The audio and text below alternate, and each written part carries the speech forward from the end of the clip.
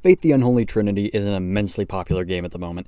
It's beautifully crafted in the early 8-bit Atari style, and in celebration of the Halloween season, I thought it would be the most appropriate to... Oh. Shit.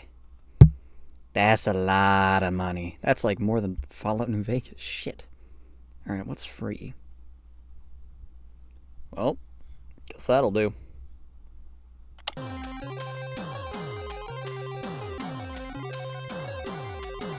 Cursed is an odd game series. So there's 3 games in the series, but today I'm only playing the first. If you guys really enjoy this video, I'll make ones on the second and third games in the series. Cursed is a free Steam game that released on the 22nd of February in 2022. According to the developer on the Steam page, the game was finished in 2009, which, I don't want to be mean, but it shows. It's a 2D point-and-click adventure puzzle game. Supposedly, its sequel was finished in 2019 but released in 2022 as well. Also, funny thing is that on the itch.io and Steam pages for the developer, Carl's Cookie Warehouse is their first game, with Cursed being their second, which is odd since supposedly these are older games that are only being uploaded in 2021. Just a bit weird to me, but oh well. And also, another thing, the 8-bit music they use is painful to the ears. Alright, enough stalling to add time. Let's actually get into the game. To start, it gives you some exposition, Star Wars style, that a young girl has gone missing, so you need to get her. So it's never really mentioned who you are from what I've seen, but you're an individual, not really from the town, but very familiar with the mine that Jennifer wandered into. Jennifer being the daughter of the tavern owner who sets you in the quest to go and find her. Also, just a quick thing I noticed in the background, the tavern owner's wife is crying on the bar, while there's a guy who just stands in the back with a beer making douchey comments. The other guy in the background is a blonde guy in a suit who doesn't really contribute a whole lot, and none of their names are ever mentioned. The tavern owner begs you to save his daughter and offers you a sword and a shield in the front room to go into the mine. Which, just to say, this mechanic fucking sucks. Yes, I understand it's stylized, and yes, I eventually got used to it, but the sword and shield mechanic in this game was just not fun. Anyway, you stroll up to the mine and make your death march inside. Now, this is probably time to mention the scene transitions. This game, when you move from area to area, does this flutter down screen transition that hurts my eyes and is honestly really irritating. The next mechanic you're introduced to is the save mechanic. You'll find yellow papers on the walls that will signal you to save. There you can either save in slots 1, 2, or 3 using the keys. So yeah, pretty much it for now. Going down the first hallway, you enter some sort of crossway with 3 different entrances and 3 coffins. To open up one on the left, you'll find a skeleton who sits up and stares at you. The middle coffin has a decayed body, while the third has a shovel that will be useful later. Now, I said that the save mechanic would be the last mechanic for now. I lied. The next mechanic that you will likely need to use by this point is the bullshit combat mechanic. I can't even call this combat with how painful it is. So for most of the game, you'll only have 2 weapon items, being the sword and the shield from earlier. So what will happen is that an enemy will pop up in the middle of your screen, whether it be a blue worm, flesh monster, or red skeleton. They will appear smaller and then blow up to cover most of the screen. You'll have to press the small sword button on the bottom left of the screen to attack them, and the shield button right next to it when their animation changes to avoid losing health. Your health bar is on the top left, and at the end of the game, I basically did a no-hit run because there was only 1 healing spell. We'll get to that later. There's also a run button you can press to escape enemies, but that doesn't work all the time, so... What were we talking about? Oh, yeah, the game. Going in the left hall, there is a ladder and a dark cave that if you take a wrong step, you just die. So maybe leave that one for now. Going up the ladder, there are 3 rusted doors you can't get into, so just take the ladder. The middle hallway leads to a brown hollowed room with a coal pile to the left. Going further, there's a rope bridge over a chasm and a mine cart, and a crowbar next to that. Going over the chasm kills you, so just take the crowbar and leave. Lastly, the third room on the right is a warehouse room that has 2 spell scrolls in it. A cross, and then a vent you can open. The green skull called Vidi Veloci, I think, heals pretty much all your health, but use it sparingly. The next spell is Ignis Malice, and correct me if I'm wrong, this is never used to further a puzzle or anything, just sets fire to whatever is in front of you. Next, you have to take the crowbar and budge the vent off so you can crawl into it. You need to pull off a brick, so read a piece of paper that gives you a hint to the next scroll, which I'll explain when we need to use it. There's also a code on one of the bricks. Up, right, left, right, A, B, start. Okay, maybe not those last three, but everything before that is important. I'm going to tell you now, if you plan on playing the game, write this code down. You will be using it a lot, especially if you choose to go in blind like my dumbass did. To progress, you need to go back into the left hallway and go into the darkness. Using your shovel, you can find the yellow scroll called Spiritus Exilium, which just banishes spirits who block your path. Being in the dark hall, you must now use the Konami code-ass pathway to find the next area. There's a torch and a red brick wall, where if you go into the room past it, you'll find the last scroll with an angel statue and a basin full of water. The blue scroll is called Sanctum Instationum, I think, which just teleports to your last save spot in a sanctum. After this, you need to go in the right hallway, which has a... Yeah, she's pretty dead. And by the way, that's Jennifer. And also, no, I didn't lay that text over. That is actually just a buggy text box in the game. And there's a lot of those buggy text boxes. Going forward and to the right, you can see a blue ghoul that you can use the yellow scroll on. You can peel back the wallpaper after she's gone to see a brick wall you'll need to tear down. Although there are 2 nails that make them think you'll need to pull them out or something, but they're not important at all. Ignore those. Now this next bit took me a long-ass time to figure out, but you will need to backtrack far. You need to use the ladder from earlier to go back to the very first hallway from the entrance to the mine. There's a small hole in the top left of the ceiling. You'll need to dig in a specific spot using the shovel to find a body, which has been there for a while. Luckily, there's a key in her hand you can use to open the door in the room past Jennifer's body. I told you there'd be a lot of backtracking. Walking in, you'll find a creepy dark figure popping his head through the bathroom. Walking in there, you can't really find anything unless you wait, and you'll be able to see what looks like a scene of a murder. Just kind of a weird Easter egg because I don't think it comes in his story later. Going back up the stairs, you'll be in a hallway with a split-ish path. There's a locked door to your left and an open one to your right. The left side, you'll need to use the ladder to get into what looks like a baby's room with a creepy crib and a closet where you can get a huge hammer. Just don't press on the blue twitching tarp.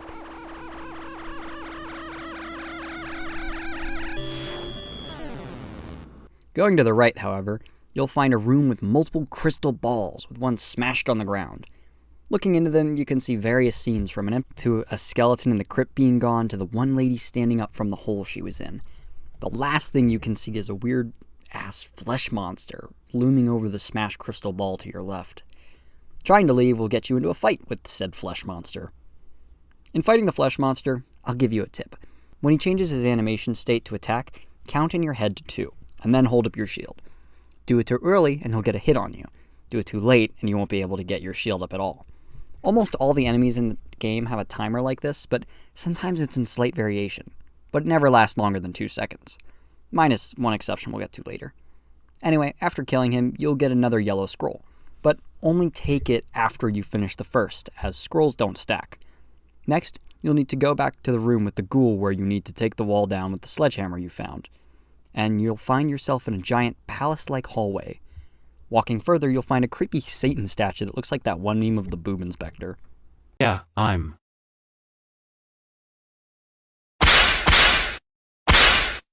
Okay, that's enough from you. There's a book that's written in only a little bit of English, and you read the bit explaining that Malice will be summoned and given the moon staff to rule the world, I guess. After this, you need to go all the way back to the entrance in the mine just to find a locked door. Ugh. You need to turn around and then get in a fight with Zombie Jen. She's pretty easy. She doesn't attack, and you just need to strike her about 2 times, and she'll drop the gem you need, which is pretty gruesome. She'll attack you on the way back as either a head or a body, which is really creepy. Anyway, you'll need to rush back to the boob inspector to give him the gem boob, in which he'll move out of the way to let you into the next palace hallway. Did I mention, these tunnels are never mentioned for what they are? It's a mixture of African lithium mines and the Taj Mahal. And this is in, like, nowhere, Iowa, I think. The location in this game is weird as shit. Back to the pathway, you need to go and kill this knight guy ahead of you, who has 3 states. Defense, ultra defense, and attack. You need to wait for his strike animation to stab him, then pull up your shield like a little bitch. So you stab his ass, and then he gives you a key saying you need to end Malice and save the undead. What I thought this meant is that you needed to go into the hall past him, get a weapon, and then have an epic fight with the Demon Lord. Which, no. If you go past him, you just see Malice, who will immediately smash you with his pink energy balls. Feels like he has an infinite amount of those Half-Life energy orbs. So now you're on a quest to get the Staff of the Moon and Divine Shield to defeat Malice. By this, you need to backtrack 20 slides to the original spot you found the ladder and go up to those 3 doors. You can only open the left one with the key that you were given by the knight, so that you can get in this fancy castle-like stairway. Going down, you go into the worst part of the game. Now you may be asking, Whoosh, I thought you hated the combat the most. This section is worse than the combat. You need to do an on-rail shooter using the sword and shield. However, you need to click the ghosts who float around the screen. And if you see a log rolling at you, then you need to go down and press your shield. It is really fucking irritating. The enemies you can at least deal with and learn their timings. The minecart just feels like a shitty FNAF minigame, honestly. Finishing this, you find yourself in the giant cave, with a red archway to your right and a military base looking thing blocked by a sheet ghost. To get rid of him, just use the other yellow scroll you got, and he'll be gone. Going in, don't touch the staff. It's booby-trapped. Pressing on the left coffin, you'll find a ring that is basically all you need. Press the staff and leave.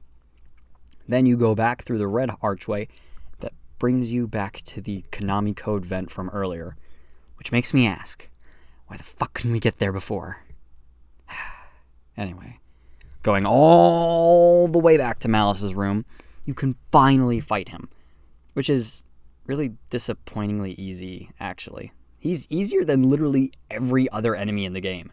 When you enter his fight, you need to immediately put the ring on. It blocks all of his pink orb attacks, but not his purple one. When he strikes you with the giant purple orb, you need to whack it back at him with your sword. You take the staff that he drops and use it to get back at him. You need to hold space to charge up and hold a giant orb. Tap space to use the smaller orbs.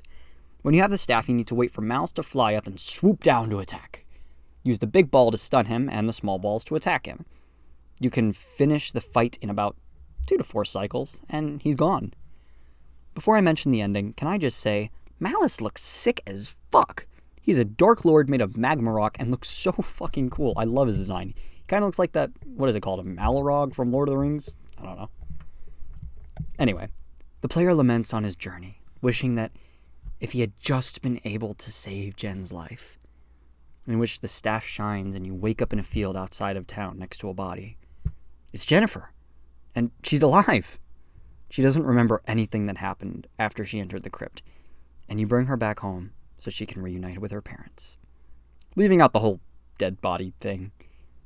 The last scene of the game has you and Jennifer standing on a deck, looking at the stars, in which she thanks you for saving her. She says she doesn't remember anything after the door closed, but that she does recall walking down those stairs. And then how you cut my fucking head off. Game end. This game was pretty fun, actually. I will say I enjoyed my time with it, even through its faults. The combat mechanic didn't feel nice. The minecart puzzle was super fucking annoying. But it had its charm. The art style really does mimic those old MS-DOS point-and-click games, kind of like Pajama Sam. The game has a weird storyline that doesn't seem very focused, with so many parts of the game being vague or unexplored, either due to time constraints or just the developer forgetting, or not wanting to explain. I understand a lot of this is up to fan speculation, but parts like the child under the blue tarp, the invisible flesh monster, and the random body with the key along the chasm, and those 2 rusty doors that never get open, seem so unexplained and forgotten. They just feel odd and out of place. The baby in the crib and the murder in the bathroom scene feels so creepy and weird just compared to the rest of the story. And the weird difference in scenes feels so off as well. It just takes me out of the experience. Otherwise, I entirely recommend this game to any of you guys who are interested in. There are 2 other games in this series I intend on looking at later, but those might take a while, and I will play the other first game in his series as well. In the spirit of spooky season, my favorite season, there will be more videos and stuff. I want to try doing more than usual, and trust me, there's a lot behind the scenes, including planned larger scale videos and new types of ideas. One thing I really want to do is look into more of the creepypasta games in spirit of the season, and maybe either rank or read out some of my favorite creepypastas or horror things. I am, however, open to different ideas if you have any. Just comment them down below, and I'll take them into consideration. Anyway, this has been me, Moosh, and I'll see you later. Arrivederci.